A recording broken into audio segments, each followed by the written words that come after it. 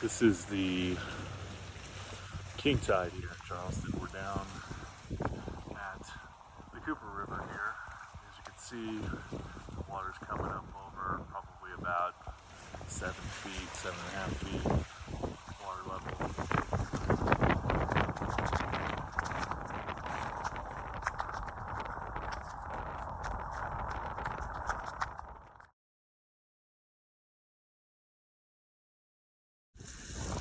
Alright, so this is flooding right here. We're at roughly 7.5 feet. Lower low water. Maybe a little bit less, maybe a little bit more. This is what it does.